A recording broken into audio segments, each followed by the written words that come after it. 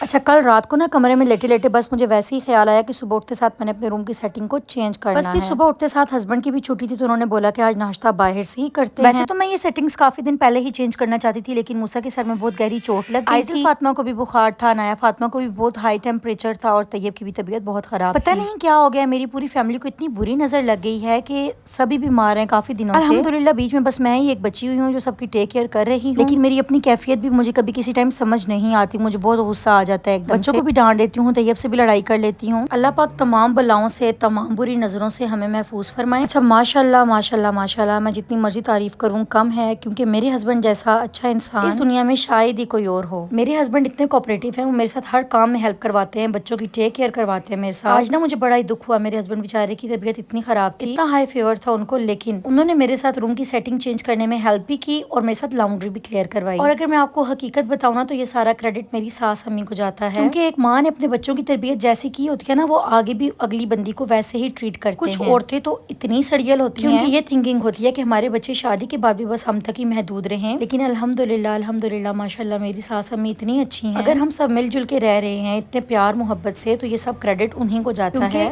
اگر وہ تیلیاں لگاتی تو آج ہم سب ایک جگہ پر نہ رہ پاتے۔ اچھا میری امی نا کبھی کبھار مجھے منع کر دیتی ہیں کہ اپنی ساس امی کو ہر جگہ مت لے کر جایا کرو، ایک دو دفعہ میری ساس امی میرے ساتھ فوتگی پر گئی تھی میرے خاندان میں، اور ان کو اتنی بری نظر لگ گئی تھی کہ جب ہم اس فوتگی سے واپس آئے نا تو کافی ٹائم تک ہماری لڑائیاں ہی نہیں ختم ہوتی تھی۔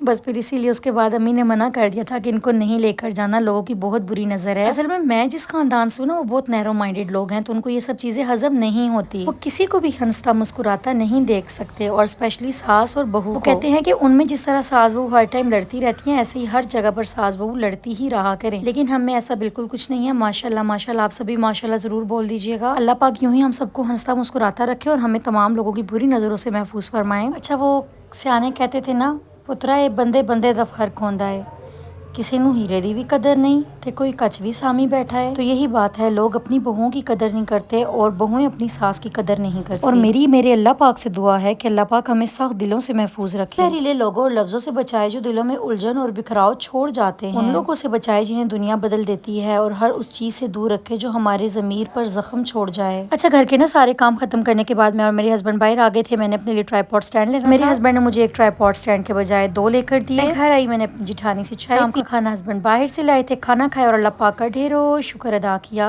اپنا خیال رکھیے گا، اللہ حافظ۔